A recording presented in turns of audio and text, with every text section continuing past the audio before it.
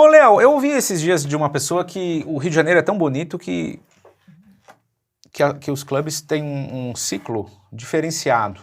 Sim, um ciclo diferenciado. Porque as pessoas gostam muito do que já tem, naturalmente. E hoje você tem feito um trabalho à frente ao The Edge magnífico. Você reúne núcleos e o clube está indo super legal. O que você teria a dizer sobre isso? A longevidade dos clubes nesses últimos 30 anos no Rio de Janeiro? Cara, eu preciso dizer uma coisa antes. O Rio de Janeiro, ele é uma cidade que tem muitas coisas diferentes, assim. Ele tem a sua própria maneira de ser, né? Como São Paulo também tem, como o sul do país também tem, como o Nordeste tem. Mas o Rio de Janeiro, em especial, eu acho que ele tem uma coisa que o próprio carioca em si, ele é um cara que vê entretenimento como diversas coisas acontecendo ao mesmo tempo, né? Pro carioca nunca foi, vamos dizer assim, importante na minha cabeça tá dentro de um lugar que é um espaço fechado, dançando e tal. É legal? É. Tiveram vários clubes que foram lendários, né? Bunker, Basement, nessa época. Dr. Smith, Dama de Ferro, Fosfobox, entre outros. Tiveram muitas coisas muito importantes lá. Mas eu acho que o fato é que o Rio de Janeiro, ele é uma cidade diferente e que as pessoas olham para entretenimento da cidade de uma outra maneira. O Rio de Janeiro tem muita distração. Eu acho que o carioca, em geral, assim, ele passa essa ideia de, tem a praia, tem o samba, que é uma coisa legítima, né? Tem alguma coisa acontecendo ali, lá. Então, eu acho que é um pouco diferente como a gente leva isso. E eu acho também que há uma diferença entre os investimentos que foram feitos e o que nós temos hoje, né? Os investimentos que foram feitos foram investimentos muito legais, por exemplo, a Bunker. Cara, a primeira vez que eu vi o Josh Wink, por exemplo, foi na Bunker, sacou? Para, sei lá, 200 pessoas. Isso em 1900, lá vai bolinha. E, cara, ele ainda usava dread na época, sacou? Então, assim... Você lembra quem mais tocou nessa noite? Pô, nessa noite... Além do Josh Wink? Maurício Lopes, talvez... tem mais alguém que eu me lembro, assim, mas não me lembro de cabeça, mas tem mais uma galera que tocou. A Bunker foi um divisor de águas, porque a Bunker pegou exatamente a época que esses caras que estão gigantes hoje, eles estavam começando. Então... Época legal, né? Era uma época legal. Você viu, eu vi Sven Vath, The Hacker, enfim, uma galera muito legal de um som muito underground que só via na Bunker, sacou? O Mark, a residência dele na Bunker foi histórica, assim. Era uma residência que ele conseguia lotar durante a semana, a Bunker. E isso é uma coisa legal, Qual era a capacidade da Bunker? A Bunker eu acho que dava... que tinha 2 pistas, né? Se eu não me engano, 500, 600 pessoas, um pouquinho mais, um pouquinho menos, eu não me lembro. Mas assim, era legal, porque era um clube em Copacabana, super bem localizado. E, cara, muito, mas muito legal. E, cara, depois vieram outras iniciativas. O próprio Dama de Ferro, eu acho que foi uma época muito legal, porque ele empoderou, na verdade, os after hours na cidade, porque a galera toda saía das festas e se encontrava no after hours do Dama de Ferro. O Fosfobox, eu vivi muito tempo ali dentro. O Cabé, que era o dono, meu amigo até hoje. Eu fiz muitas festas ali, eu sou muito grato por ter tido esse espaço, também ao Dama. Eu toquei 1 ou 2 vezes na Bunker, minha carreira começou um pouquinho depois da Bunker. Assim, Basement, Dr. Smith. Dr. Smith eu fui e vi o Deep Dish com 8 pessoas na pista, bro. Caramba. Então, assim, isso tem muito tempo. Velho. Ô, Léo, você começou depois da equipe de som tal, começou a galgar, já olhar alguns clubes, algumas festas ali no Rio. E você, junto a ti, tem um poder de se relacionar com boas pessoas muito grande, cara. Porque há 20 anos eu vejo você sempre envolvido, 20 não, mais tempo, envolvido com bons projetos, com boas pessoas, coisas sólidas.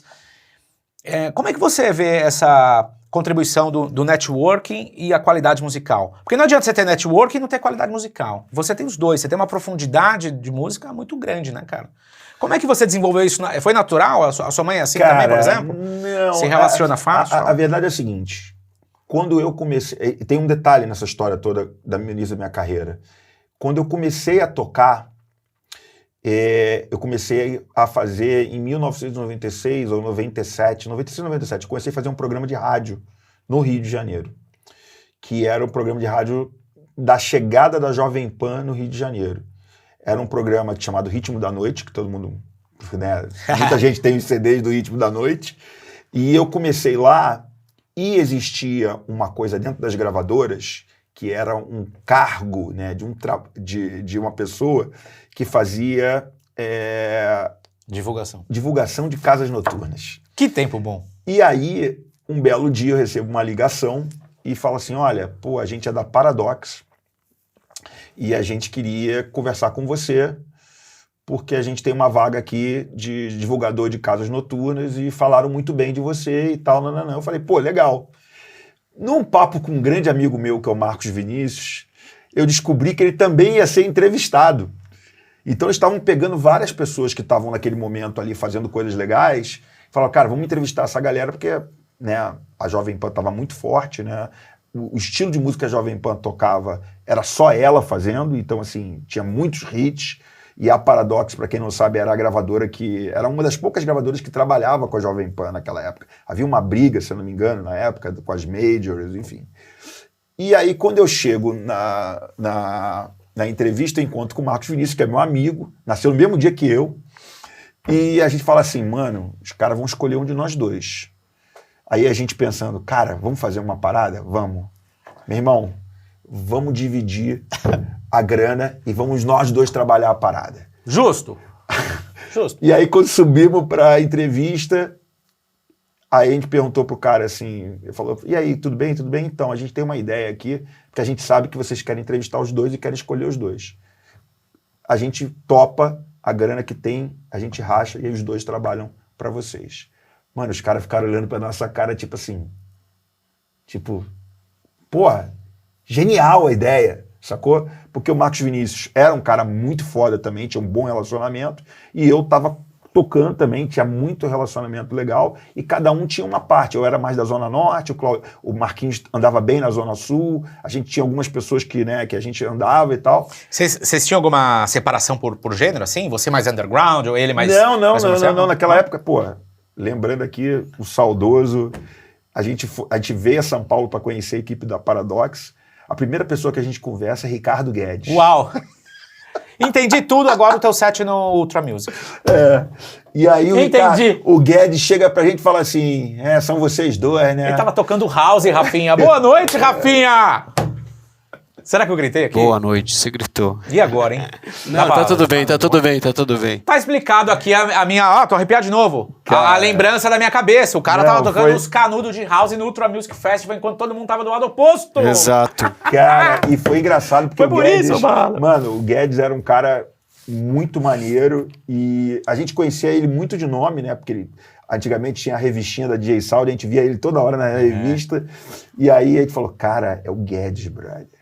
E o Guedes foi um cara muito generoso com a gente, brother. Porque ele falou assim, me lembra até, os carioca, é o seguinte, fiquem tranquilos, vamos fazer aí a parada acontecer, né, e tal. E a gente teve um relacionamento com ele ótimo, assim, porque ele sabia muito de música e era um cara bizarro, assim, de pesquisa.